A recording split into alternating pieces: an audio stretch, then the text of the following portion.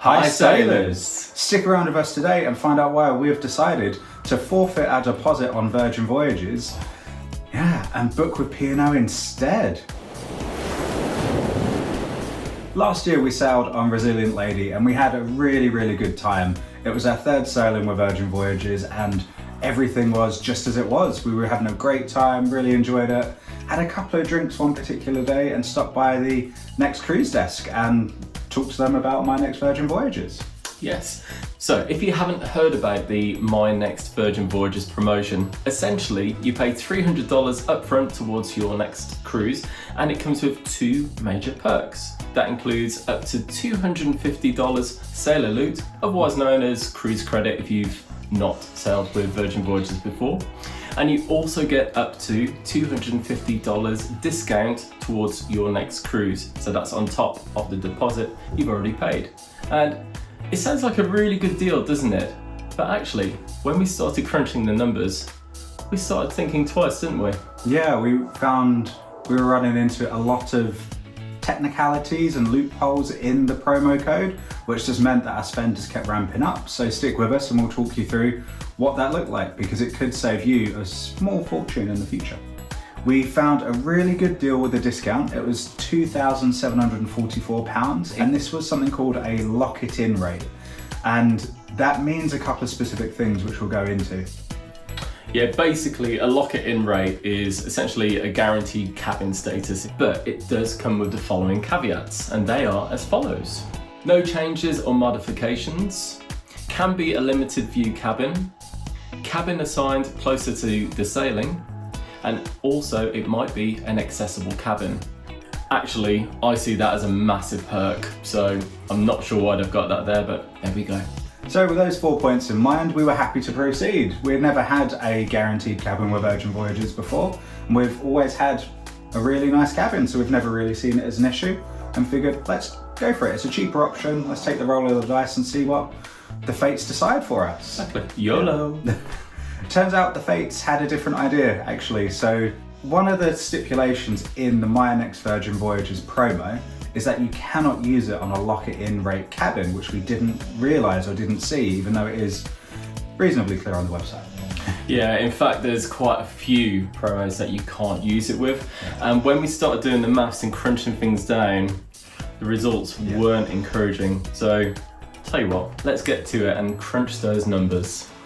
I would like you to crunch those numbers again. Crunch.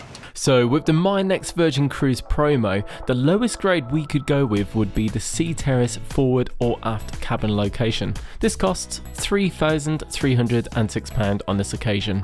Now bear in mind I mentioned the promotion was worth up to $500. As we were looking to book a 7-night cruise, this means we'd get $200 of sailor loot and $200 discount towards our next sailing. At the moment, $200 is worth around £160, so let's do the maths.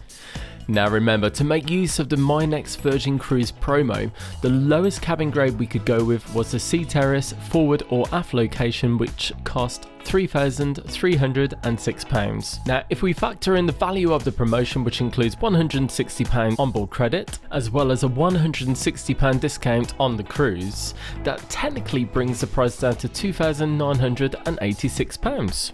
Now if we take this amount and then subtract the amount that we could have paid on the lock-it-in rate if we hadn't gone with that promo, which was £2,744, it actually works out that we could have saved £242. That was a lot of numbers, wasn't it? Whew. Yeah. So in summary, the My Next Virgin Voyages promo code, which is really hard to say, might not actually be the right booking for you, especially if you're looking to book something on a tighter budget, which we were trying to do in this instance. Absolutely, and it's worth saying that this is by no means Virgin Voyages' fault at all. All of the terms and conditions are really clearly posted on the website, and it's just our fault for not checking beforehand, but we just wanted to let you guys know, just in case you fall into the same kind of issue that we have. It's just one of those things. So if you've been with us for a while, you'll realise that we do really enjoy Virgin Voyages. Often saying they're our favourite cruise line, we have the most fun on them, the food's amazing, which it always has been. But on our last sailing we did notice that some of that kind of glitz and glamour and the really kind of high-end quality food had started to be cost optimized a little bit in our experience. A little bit. We also kind of had this realization that because all the ships are exactly the same, what's keeping us going back? Like the itineraries in terms of the way they run the ship is very formulaic, and we're at fault for this as well because we've always done the same thing. We always do the grog walk on night one. We always kind of have a process on Virgin Voyages because it's what we enjoy doing.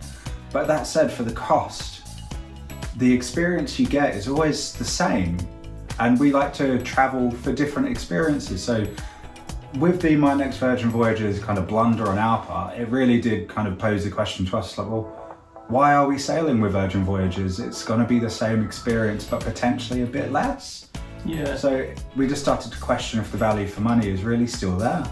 Yeah, I think the repetition when it comes to Virgin Voyages is a bit of a problem. Yeah. Like, you notice little things like the sail away party, it's literally a script, word for word. You kind of know what's going to be said, and I get there's got to be some kind of formula and script, but it really does feel like it's really heavily scripted. And when it comes to Scarlet Night, we know exactly what's going to happen throughout, and it is a really, really fun party, and the entertainment is good.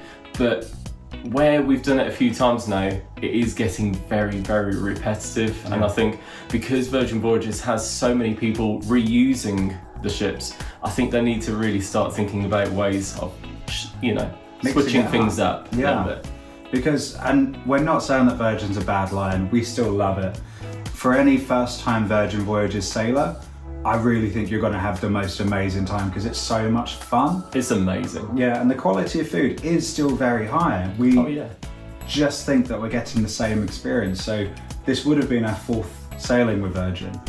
And when we had that realization, it's like, actually, it's going to be the same as our 1st, 2nd and 3rd, just potentially different ports. Yeah. So does it really justify the amount of money we would have needed to spend for a week versus what we've been able to get with P&O for 2 full weeks in the Caribbean, flights included? Exactly. So ultimately, we've decided to just forfeit the $300 we paid up front, and we've just decided to book P&O Cruises instead. And you might argue, look, P&O Cruises versus Virgin Voyages, Totally different. They're completely different lines, and we agree with you, they are different.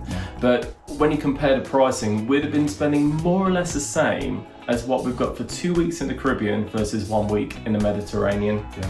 So for us, it was a bit of a no-brainer, really. It was. Because we've done Virgin Voyages so many times now. Well, I say that 3 times. 3 times. But it feels like we've done it so many times because there's so much repetition. Yeah. But if it's your first time, as Ben says, definitely give them a go. They're very, very good. Yeah. But for us, for the time being at least, we've kind of reached the end of the road until anything changes. If we start hearing whispers they've made like big changes to the entertainment or to the restaurants or indeed to the ships, then absolutely we will be first in line to go back on Virgin Voyages, I'm sure.